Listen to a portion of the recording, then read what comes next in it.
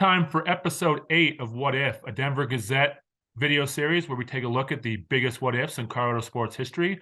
And today I'm joined by Kyle Fredrickson to tackle a Avalanche topic that we were just discussing has plenty of meat on the bone. So Kyle, how we doing?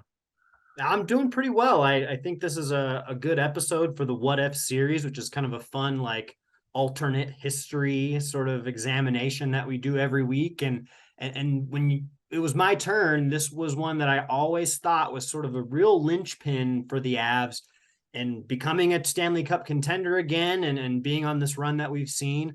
And that's the Matt Duchene trade. As Avalanche fans know, every time he's visited Denver since, the boos are heavy in the arena when old Matt touches the puck. So no real love lost there, but man, the reverberations of that trade really went a long way. So yeah, there is quite a story here. So I'm going to go ahead and start just when Matt Duchene was drafted. He was drafted in 2009. Another very high Avs draft pick. He may have been the first high Avs draft pick of this run that they had with all getting these good Three players. overall, I think. Yeah, third overall. Victor Hedman was in that draft as well. He went 2, I believe. So, but in that rookie season, the Avs actually make the playoffs. They lose to the Sharks in the first round. This is again when Joe Sacco was the coach. But after that playoff run, there's nothing good for the next couple seasons. He's kind of good stats on bad team kind of guy. They don't really do much until they make a coaching change in the 13-14 season, and Patrick Waugh becomes the coach. So that season that Waugh becomes the coach, they make the playoffs as the top seed in the West. And Duchene actually leads the team in points. O'Reilly leads the team in goals, but Duchene leads the team in points. He had 70 that season, which is crazy to think now. I swear McKinnon had 70 points. But right. Anyway, different game then. But the thing is Duchene gets hurt before the playoffs, and he does not play in the first 5 games against the Wild. He does come back in game 6, but doesn't really do much, and the Avs lose that series in 7, losing at home in overtime to the Minnesota Wild. So his relationship with Waugh was kind of weird. I'm not sure what season this happened, but I know there was a season where Duchene scored his 30th goal and celebrated, but the Avs lost the game, and Waugh did not like that and made a comment about, I don't know what, I think he called him Dutchie. I think he may have called him that, I think so. What is he doing celebrating this goal when we're down and losing? So that relationship was a bit strained. Waugh resigns, and Jared Bednar becomes the coach in the 16-17 season, which is also the worst season in Avs history, where they have 48 points. Duchene starts. We don't know the exact date of when he actually requested a trade, but it's probably sometime during this season. He's very frustrated, but he remains an Av for the whole season. And Joe Sakic doesn't do anything until the following season, when on November 5th, they pull him mid-game, and he is traded to the Ottawa Senators. Now, this trade is ridiculous. There are so many pieces involved. The biggest part is that the Avs got defenseman Sam Girard. They also got Shane Bowers, who is still with the Eagles. Now, he's had some time up at the Avs actually this season, but has never really jumped. They also got the draft pick that became Bo Byram, who was a key part of the Avs Cup run last season. The Avs also got goalie Andrew Hammond, who played in a few playoff games for them when they were down to their 3rd-string goalie.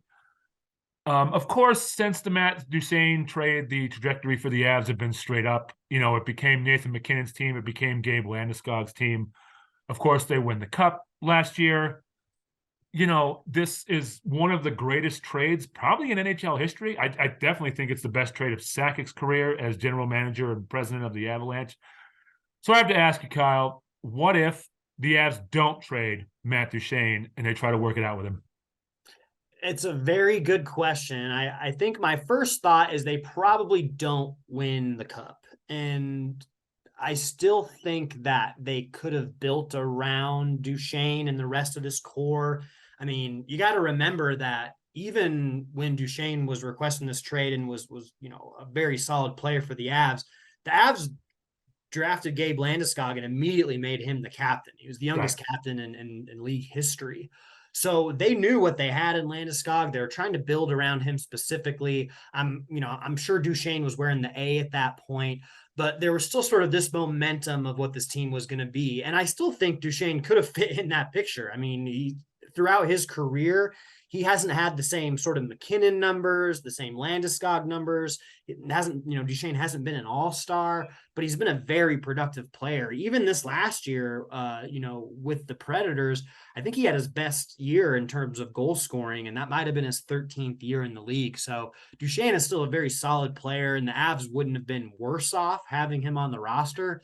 But the fact that they wouldn't made or won a cup, in my opinion, is just the fact that they don't have those pieces on the back end, right? And Bo Byram, to me, is going to either be a building block for this franchise, top defenseman in the league for a long time to come in that sort of elite category, or he's going to play his way onto a bigger contract somewhere else, and the Avs are going to get a bunch in return for him in the future. That's speculating down the road, but I really do think Byram is that level of talent. And Sam Girard, for all the heat that he's taken from fans and media over the years, even myself included, talking about him as a guy who could be a trade asset for this team, he's still, at least scratching towards being an elite defenseman because of his offensive skills. And who knows, that the Avs might not have been in a position to win a cup without him either. So, it is a crazy thing to think about in terms of when this trade happened and just how much hatred there was really toward Duchene. Yeah. And even today, I mean, looking at that playoff series, there were Duchene sucks chants literally every time Matt touched the puck in that series. And, it's okay, Avalanche fans, you can have your opinion on how you want to treat a guy who wanted to be out of your city. I could see why that creates animosity. But let's fast forward 10 years and this age of athlete empowerment. Guys in leagues across all professional sports are requesting trades and are doing things that are the best for them. And for Duchene, he couldn't have predicted that after he left the Avs that they would have gotten better and basically, went to the place where he wanted to go. But here was a guy who felt like he had given a franchise everything that he had, and it wasn't enough to get them over the hump. And they changed coaches and the culture, it's not established yet. I get it. And, I give Sakic credit for not just dishing him right away, right? Like he could have moved, a lot faster on a trade, but he took his time. And a year later, the Avs got a package that clearly, put them over the top as a contender. And it's huge, for the franchise. And, I will say I give Duchene credit. He was classy in that playoff series when I asked him about those Duchene sucks chants.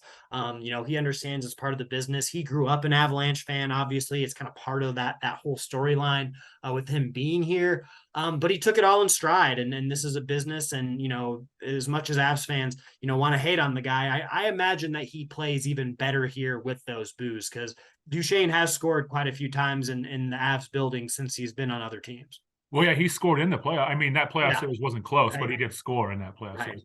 It's crazy to think the Avs almost had like two eras of these young players, because, it was Duchene, O'Reilly, who pretty much did the same thing in his own way. He didn't want to be here. They couldn't agree on a contract. There was some stuff with restricted free agency in him. Now, that trade was not nearly as good as the Duchene trade. That was Zadorov and some picks. Yeah, and I can't remember the time on exactly when the O'Reilly trade happened, but it was all very similar. But I mean, O'Reilly doesn't get like the anger that Duchene gets. When we were just talking earlier on a podcast about how they could trade for Ryan O'Reilly and bring him back here. Right. So, it's funny how they had that group of young guys, but they still were never, they had that one playoff run with Waugh, and they had that playoff run with Sacco in Duchene's rookie year. And that was it. And it's crazy to think that now that, that was their downtime. And I don't know. I've never seen a team just restock young players like them, and now they just have the right group. Yeah. And it's a reason why, Joe Sakic was GM of the year, and being the architect of this team, because it wasn't a team that was assembled through all big flashy trades or moving star players. A lot of this was developed talent, guys they trusted, Landeskog, McKinnon, and then guys who were kind of in the garbage heap. I mean, Val Nichushkin was a player that the Stars didn't believe in so much that they paid him to go away. They bought out the end of his contract. And then here he gets a chance with the Avalanche and, being that Trader Joe, doing his thing, finding guys in different places. He kind of fills those cracks. But for the most part, this is a team that's trusted its draft strategy.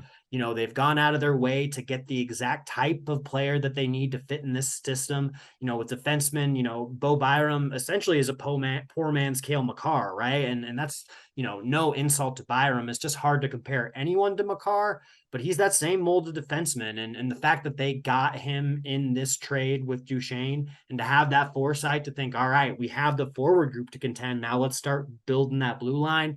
It's just another tip of the cap. And the fact that, Sakic was the type of player and executive that he was, and that he wanted to stay with one franchise for his whole career, that's pretty incredible. And I will say it's refreshing, at least in this age of athlete empowerment now, which is great. Matt Duchene can request a trade. He can go play for whoever he wants, but he's going to look back on his career, and the Avalanche are going to be the team that he played for the longest, right? Like, Yep. and maybe he's going to have some regrets about how his career played out when you have a guy like Sakic or McKinnon. When they look back, they're going to say, yep, I was an Av and we won championships and we did it the right way. So, two sides to every coin there for sure. One thing doing the research on this topic was I wanted to get your opinion. Patrick Waugh's tenure here is a little rocky. There's the great season to start out where, they had 112 points, I think, number one seed, but they lost in the first round. Never got back to the playoffs with him as coach again. There was the riff with Duchene. It seems like he had a riff with Sakic, maybe even towards the end a little bit.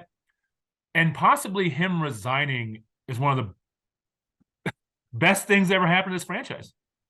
Yeah, it's a little bizarre. And I think it's a good reminder that just because you're a great player, it doesn't mean that you're a great coach. And I'm not saying that Patrick Waugh is a bad coach, but he clearly wasn't the right coach for the Avalanche, right? And some of that might come down to personality. I've never interviewed Patrick Waugh, but just based on, the stories of him coaching this team and what he was like as a player, kind of a hothead, a lot of temper, a lot of passion. And that's great if you have that. And he pushed the glass the first game. Right. Yeah, exactly. That's, as a fan, you love that out of your players. But when you look at Jared Bednar and how he handles this team, man, it's like night and day, I'm sure, in comparison to what that Watt coaching tenure was like. Jared's just a guy who doesn't really flinch. And there's times where he shows emotion, but it's sort of like this choreographed plan, like, all right, I'm going to let it out this time because this reason, but I'm doing it to help the team. It's not that he's playing games. It's that, he understands when to use that emotion button and when not to. And the vast majority of the time, it's better just to have that poker face, right? And that's whether you're dealing with players and contract negotiations or you're in the middle of a 5-game skid. I think having that stability matters. And yeah, it is kind of interesting with Waugh. What is his legacy in Colorado? What's his legacy with the Avalanche? I think as a player, it's unquestioned. He's one of the best goalies to ever do the thing. But yeah, it does show you that, you can't always rely on, oh, well, he's an Avalanche guy or he's a Michigan guy, thinking about, other sports and leagues as an answer to a coaching issue. So with the Avs, they're happy with Bednar, and, he's a guy who never even played professional hockey. And I think that's legit, all the success that he's had. He wasn't a, big time hockey player in the pros. That speaks to just his skill as a coach. So yeah, with Waugh, I'd love to sit down and ask him about his tenure now. I don't know that he's real media friendly, but let me add that to my list of guys hoping to get a phone call from someday. Yeah.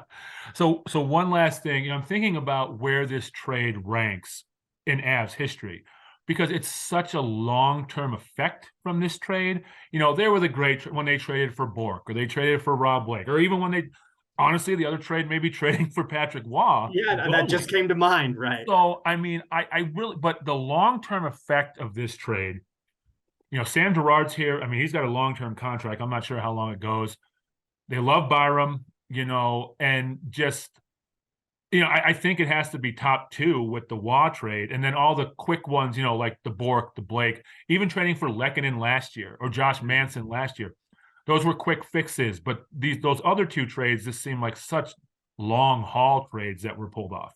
Right. Yeah. I mean, I think it goes without saying that in modern Avs history, it's the biggest, right? I'm not a historian. I can't tell you what the Nordiques did, back in the Quebec days, and there's probably some other deals that would rival this. But yeah, in terms of, the last couple decades here, it goes without question. It really kind of put the franchise on a new trajectory. And I think even last playoff series, Nathan MacKinnon talked about it. It really kind of made it feel like this team was in the hands of someone else. The young guys now took ownership of this group, and whatever was going to happen in the future was on them. So the fact that the Avs trusted that they had a MacKinnon and a Landeskog who was ready to be those guys to take over the room.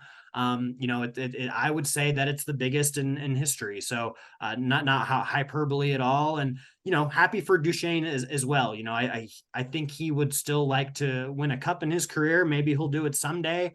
But it just wasn't in the cards for him to do it with the Avs. So I had to check real quick when you're talking about the Nordiques, and I wasn't 100% sure if I was right on this, but so the Nordiques drafted Eric Lindros and traded him for Peter Forsberg. Whoa, that's a trade. So Forsberg was part of that deal. Right. Because Lindros refused to sign with Quebec. Oh. So that's probably up there as well in history. They got one of the other. I mean, just getting another great, in franchise history through a trade like that shows that's pure names there. Yeah. Maybe we'll save our next What If episode for if that trade doesn't happen. Oh, yeah. Oh, there you go. All right, man. Thanks for coming on to do this. Make sure to look for these every Monday evening at denvergazette.com, and we will talk to you again later, Kyle. Sounds good. Thanks.